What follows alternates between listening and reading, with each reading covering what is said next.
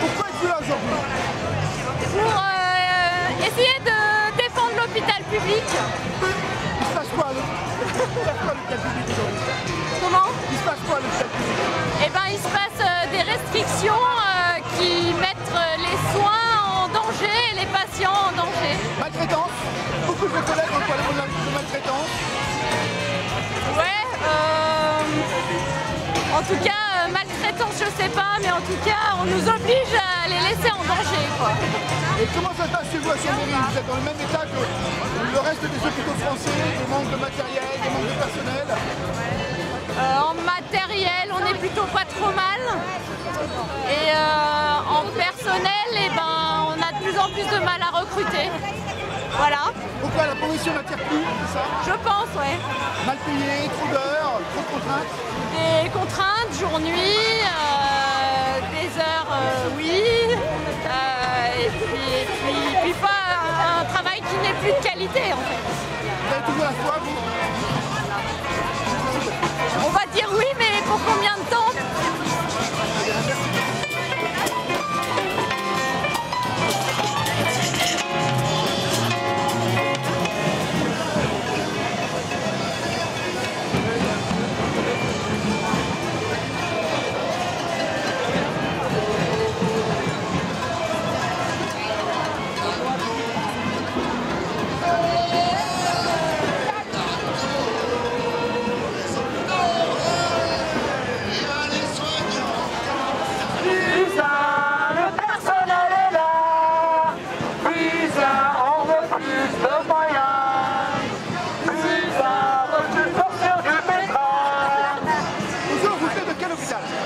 L'hôpital Saint-Louis, à Paris, dans le 10e arrondissement. Pourquoi êtes-vous là aujourd'hui? Alors nous sommes là aujourd'hui, comme depuis un an, pour dire non aux propositions que nous fait notre ministre de la Santé, qui sont largement insuffisantes et qui sont en train de couler l'hôpital public, tout simplement. Nous sommes au bord du gouffre, ça fait plusieurs mois qu'on le dit. Alors, la représentativité de la colère qui est dans les hôpitaux aujourd'hui n'est pas... Si on se fie au monde, il n'y a pas assez de monde. Mais pourquoi? Parce que... Mais voilà, ils sont tous, enfin beaucoup sont assignés, et il y a énormément aussi de personnel qui vont faire des actions locales. Donc ça, c'était pour expliquer un peu le manque de mobilisation d'aujourd'hui. Enfin, le manque de monde, pas de mobilisation, de monde. Mais sinon, oui, on est contre la T2A, hein, le budget actuel des hôpitaux publics ne nous satisfait pas, il nous étrangle. On est aussi contre la politique de restriction au niveau du personnel. Il y a de moins en moins de personnel dans les hôpitaux, toutes catégories confondues. Et il n'y a pas de réelle politique de réembauche, malgré ce que dit la Première ministre. Donc on manque de personnel, on a de plus en plus de lits fermés. Et donc on manque de moyens, bah forcément, mais tout ça c'est l'effet papillon. Hein. Et du coup, il y a de plus en plus de monde qui attend sur des brancards. Il y a de moins en moins de monde qui peut être hospitalisé dans des bonnes conditions. On est à flux tendu en permanence et en plus, pour couronner le tout, il y a cette réforme de la retraite qui va encore plus venir plomber le moral des troupes, hein, entre guillemets, puisque on ne reconnaît plus la pénibilité de notre travail dans cette réforme, et donc il y a une grosse mise en danger aussi par rapport à l'âge légal de retraite qui était jusqu'à présent 57 ans pour les catégories B et 61 ans pour les catégories A, 62 ans. Donc voilà, il y a tout ce panel de problématiques qui se posent aujourd'hui à nous. C'est un appel au secours qu'on lance aujourd'hui. Aujourd'hui, le thème thème, c'est la Saint-Valentin. Et c'est pour ça qu'il y a autant de ballons avec des cœurs. C'est notre message d'amour pour la santé publique et pour que les citoyens et le gouvernement comprennent qu'on veut sauver ce système. Alors depuis plusieurs mois, plusieurs années, le mot qui revient le plus fréquemment dans la bouche de vos confrères et confrères, c'est maltraitance. Oui. Les amis des patients, est-ce que vous partagez ce sort? Vos collègues disent aujourd'hui, avec les moyens que nous avons, les patients sont maltraités. On est là pendant 10 heures par jour du couloir. Est-ce que c'est le cas? C'est le cas, évidemment. Puisque comme on a une fermeture de lit en aval, on ne peut pas désengorger les urgences. Ça crée des embouteillages. Du coup, on perd un temps fou parce qu'ils sont obligés, les coordinateurs des urgences sont obligés de téléphoner à tout type d'hôpitaux aux alentours.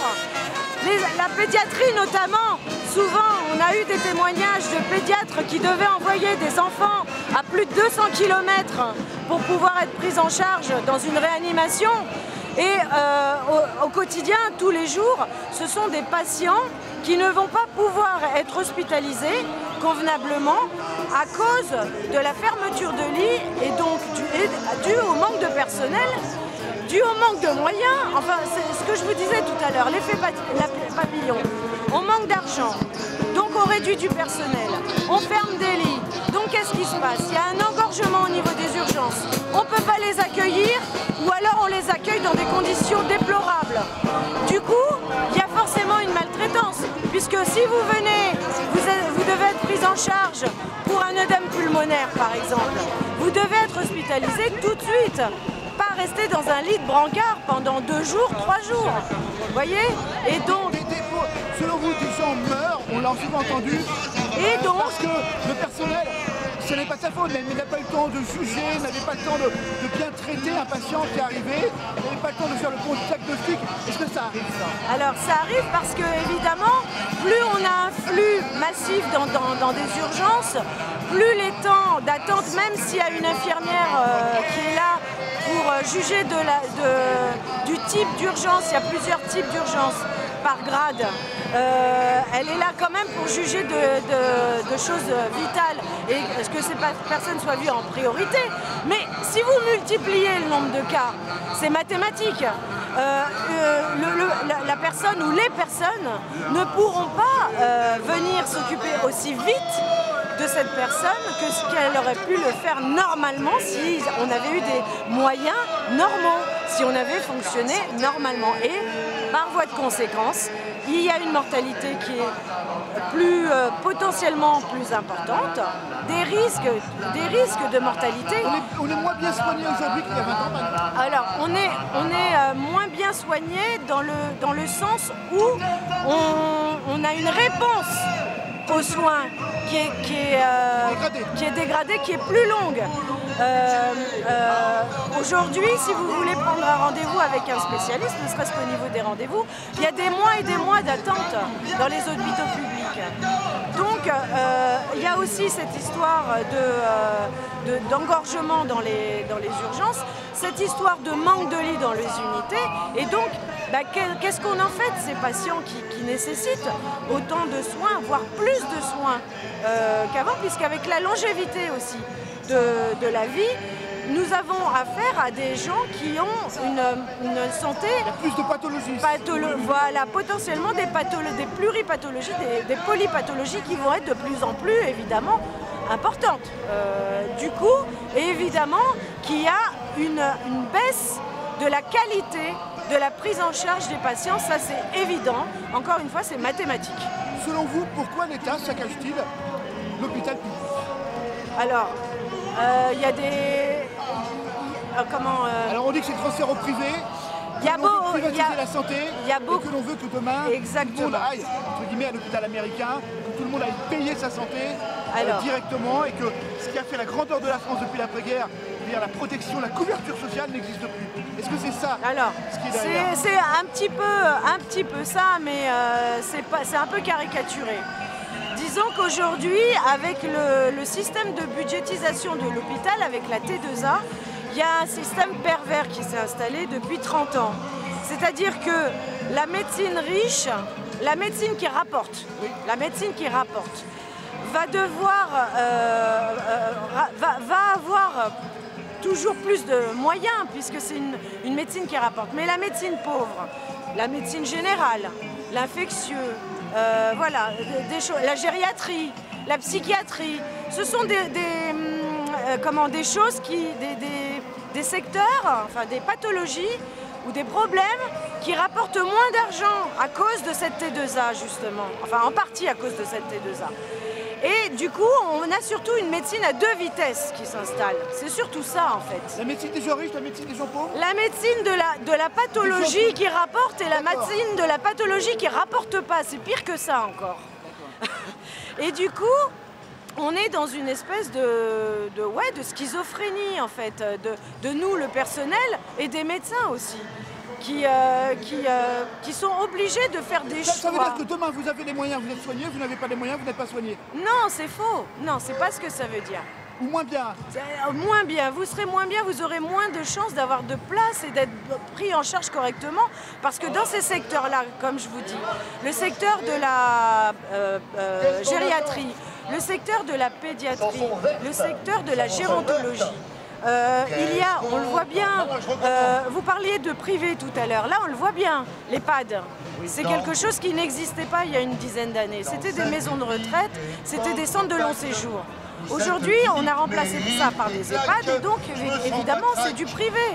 Et quand vous voyez qu'un pensionnaire va avoir en moyenne des charges, enfin un loyer entre guillemets, de 3 800 € par mois. Donc on voit les gens qui n'ont pas les moyens d'aller dans des EHPAD. Voilà, et en plus, le pire c'est que ces 3 800 € ils servent à quoi? Il n'y a pas de personnel dedans.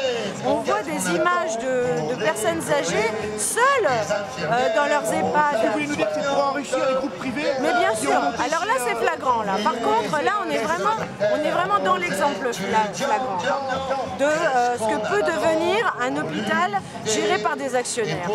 Là les EHPAD c'est vraiment C'est pour vous, c'est ce qui nous attend demain?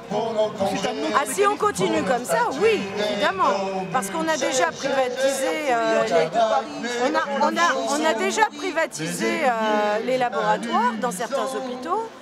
On a privatisé alors l'hôtellerie, la restauration, tout ça, je vous en parle même pas.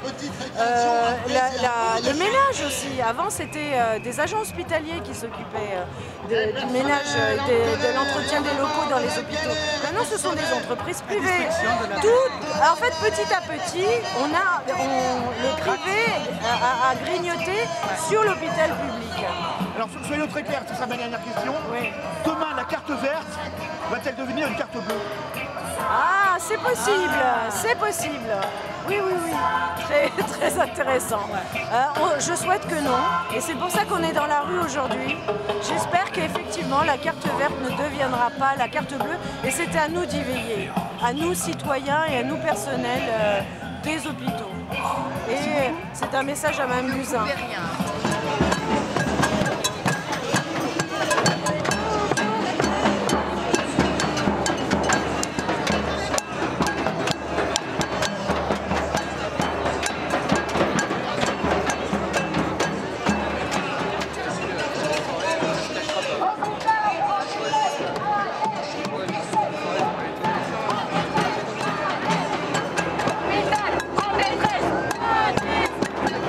Hôpital en détresse.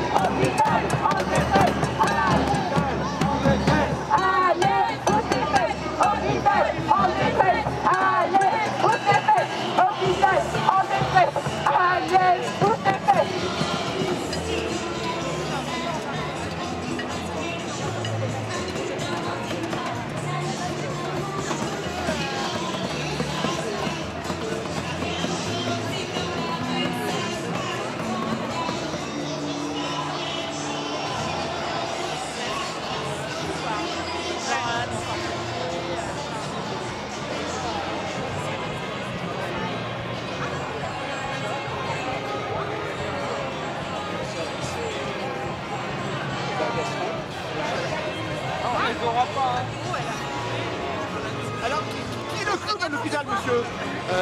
C'est moi. Je suis chef de service. Alors pourquoi êtes-vous un clown?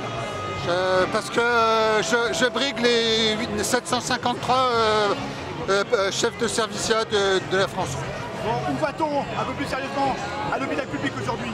C'est quoi le projet de l'État, du gouvernement?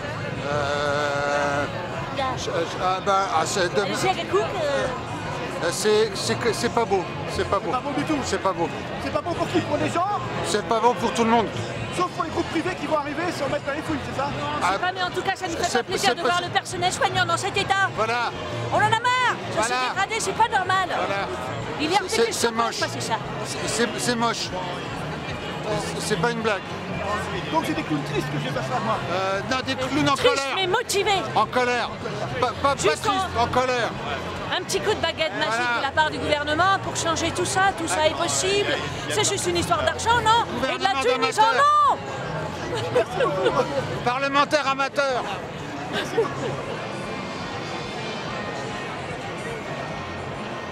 Oui, je suis infirmière à l'hôpital d'Annecy. Pourquoi êtes-vous là tout simplement aujourd'hui dans les rues de Paris? Et pour faire entendre nos revendications, faire entendre qu'on est en colère et qu'il y a un moment où il va falloir faire vraiment quelque chose. Parce que ce n'est pas que pour nos conditions de travail, mais c'est pour tout l'hôpital public qui demain va s'effondrer si on ne fait rien. Et demain, ça sera pour tous les usagers, tout le personnel et pour le monde entier, enfin le monde entier, la France entière en tout cas, que ça peut être catastrophique si on laisse s'effondrer ça. Mais alors, je vais être impertinent. Il faut quelque chose, puisqu'ils sont en train de transférer l'hôpital public sur le privé. Pour permettre aux gens qui ont de l'argent de soigner, et pas les gens qui n'en ont pas. Ouais, mais c'est ça la réalité de ce projet, plus sérieusement. C'est ça qui est en train de se passer. On détruit aujourd'hui l'hôpital public pour faire venir le marché sur le secteur de la santé. Eh ben, j'espère que c'est pas ça qui va se passer parce que sinon ça sera dramatique. Moi j'ai pas envie que le système de santé français devienne un système à l'américaine par exemple, où on doit payer des fortunes pour être soigné, pardon. Parce que sinon qu'est-ce que ça va devenir si on n'a pas les moyens? Et ben on va vendre nos maisons pour payer les soins de nos parents, de nos enfants et de nous-mêmes. Tout à crédit comme aux États-Unis. Voilà. Voilà. Donc, comment ça se passe à l'hôpital d'Annecy concrètement? Dans quel état? Alors tous les hôpitaux de France sont dans un état, on va dire, pitoyable, mais chez vous particulièrement, expliquez-nous. Chez nous, oui, on manque de personnel. On a en plus le problème de la frontière suisse qui est à quelques kilomètres de notre hôpital, avec des salaires qui sont 3 fois plus élevés. Donc on a une énorme fuite du personnel avec 48% des infirmières par exemple qui ne sont plus à leur poste un an après le recrutement. Donc on a énormément de turnover, donc on a beaucoup de formations à faire sur des gens qui ensuite partent. Donc c'est pas facile, il y a plein de services où il y a très peu d'anciens, donc formés un petit peu sur le tas, où on se débrouille. Voilà, après c'est un peu comme tout dans tous les hôpitaux publics, il y a on a de plus en plus de patients, de plus en plus de victimes, de moins en moins de lits, donc beaucoup de lits sup, des gens qui dorment dans des salles de bain. Des prises en charge aussi qui sont plus alourdies. Vous me disiez à l'instant, oui. Il y a des patients qui dorment dans des salles de bain en lit supplémentaires, faute de lits disponibles, qui dorment sur des brancards pendant peut-être 24 heures, qui sont dans des couloirs derrière des rideaux. Voilà, je pense que personne n'a envie d'être pris en charge comme ça. Personne n'a envie d'attendre 20 heures aux urgences ou 8 heures pour être pris en charge. Parce que quand c'est notre santé, on a envie d'être pris en charge tout de suite avec rigueur, compétence et sécurité et dignité. Vous êtes vous-même infirmière depuis combien de temps? Je suis infirmière depuis 15 ans. Et depuis 15 ans, vous avez vu une dégradation de vos conditions de travail et de l'accueil des patients dans vos unités? Oui. Oui, il y a de plus en plus de monde, les prises en charge sont de plus en plus lourdes et de plus en plus techniques, nous demandent de plus en plus de compétences, nous demandent de plus en plus, voilà, et puis au fur et à mesure, on encaisse, et en fait on n'en peut plus, et il y a un moment il faut que ça s'arrête et que les conditions s'améliorent parce que ça sera plus possible, et si aujourd'hui j'arrête pas ce métier, c'est parce que j'ai envie de croire qu'on peut faire quelque chose de mieux. Vous avez la foi? J'ai l'espoir. Beaucoup de collègues me disent, on l'a encore, mais plus pour longtemps. C'est ça. C'est à peu près ça. La foi, c'est la vocation. Si je suis là encore aujourd'hui, c'est que j'ai encore la foi. Dernière question. Si vous aviez Agnès Buzyn devant vous, qu'est-ce que vous lui demanderiez immédiatement? On lui demanderait immédiatement de faire quelque chose. On n'a pas besoin, enfin je veux dire si, il y a besoin, mais je veux dire le plan d'urgence pour les 1 an, 2 ans qui vont venir, c'est sûrement très bien, mais en fait l'urgence elle est maintenant, tout de suite et aujourd'hui. Et dans 1 an ou 2 ans, ça sera trop tard. Il faut rattraper des années de manque de dotation. Voilà. Pas seulement c'est pas un plan et c'est pas qu'une question de réorganisation comme on aime si souvent nous le dire, c'est pas qu'un problème d'organisation, il y a plus de problèmes que ça, il y a un problème d'urgence vitale pour les patients, pour les soignants et pour la France entière en fait.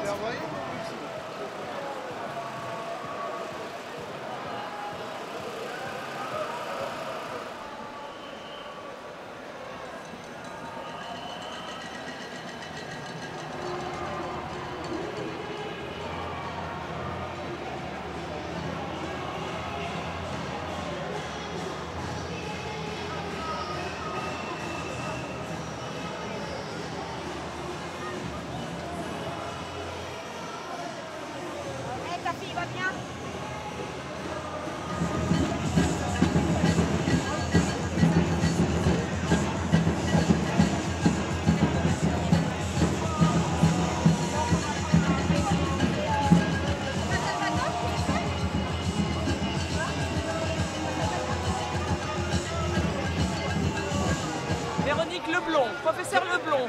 Quelle est votre fonction au sein de l'hôpital public? Je suis chef de service démissionnaire de mon service d'hématologie. Pourquoi êtes-vous démissionnaire? Je suis démissionnaire pour montrer ma solidarité vis-à-vis de mon personnel soignant qui est en grande souffrance. Donc j'ai voulu montrer que c'était un acte fort et symbolique.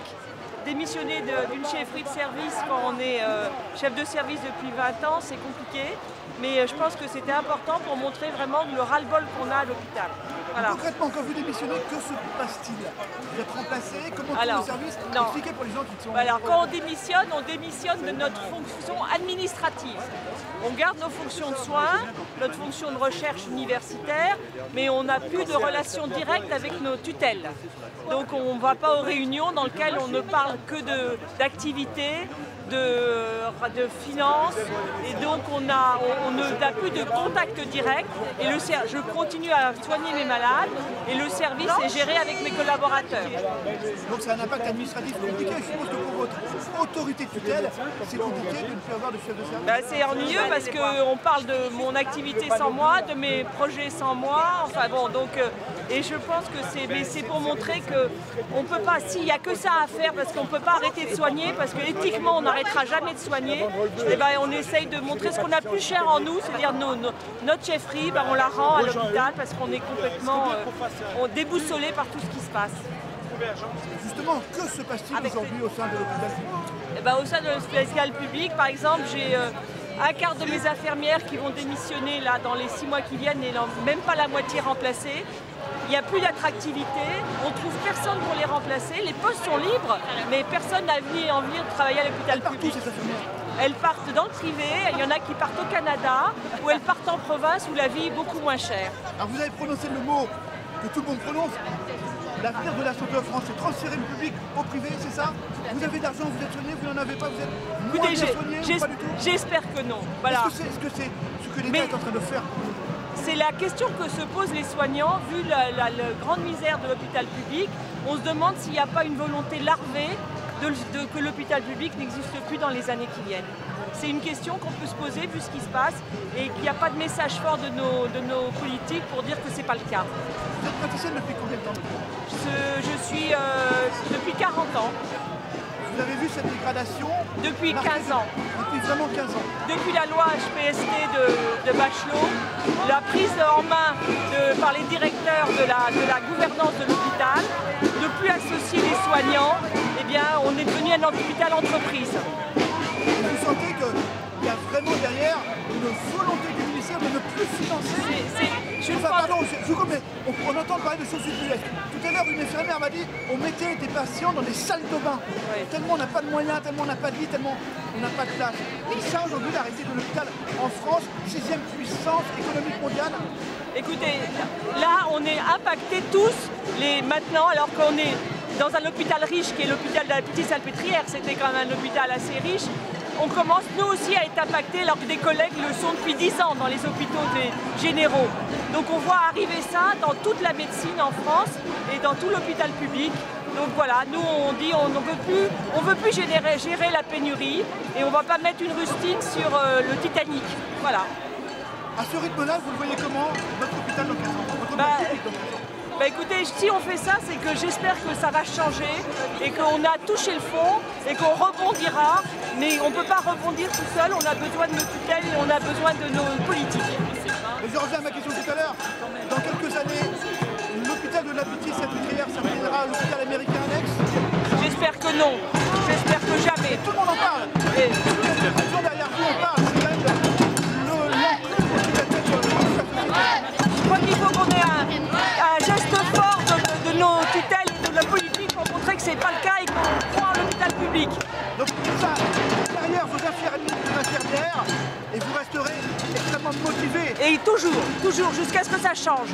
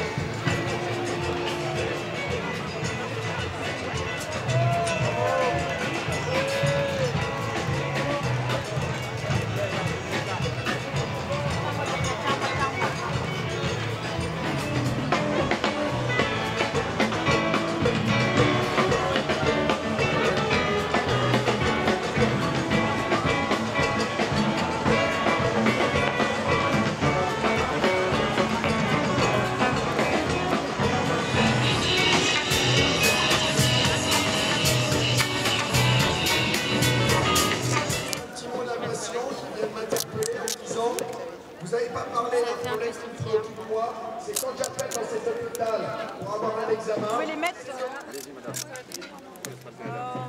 On va l'aider un peu. Voilà.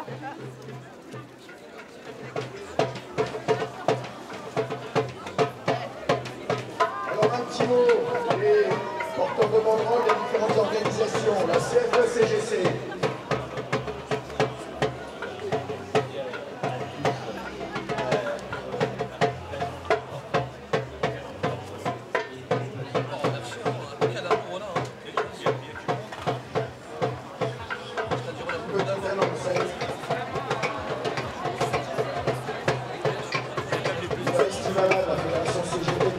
Sociale. Aujourd'hui, nous sommes nombreux pour défendre l'hôpital public et la sociale. Demain, nous serons encore plus nombreux et nous vous invitons les prochaines semaines à toujours rester mobilisés.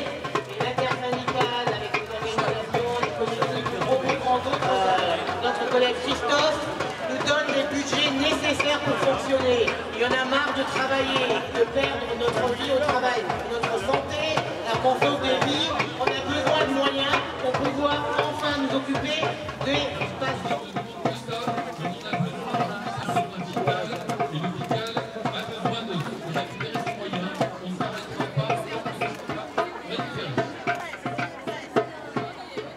Et on souhaite bon retour à nos collègues de province qui sont montés. Un bravo pour Chambéry.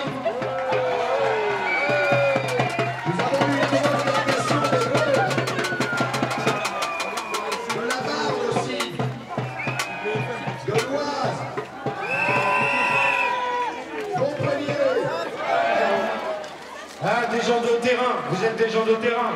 L'hôpital public appartient à un citoyen. Le syndicaliste, il est citoyen. On a besoin de tout le temps. Quand on n'aura pas compris ça, ça n'avancera pas. Je suis désolé d'être... Alors, on mène le même combat, on est tous ensemble et on y va. On vient à Paris pour nous faire le show là. C'était bien dur, bien organique. Préserver. Donc merci, toi tu es là, merci. Voilà. Ah, elle est là.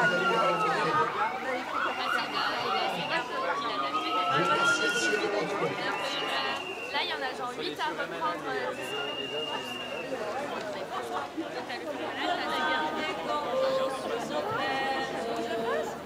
Amis, entends-tu ces cris sourds du pays sur l'enchaîne?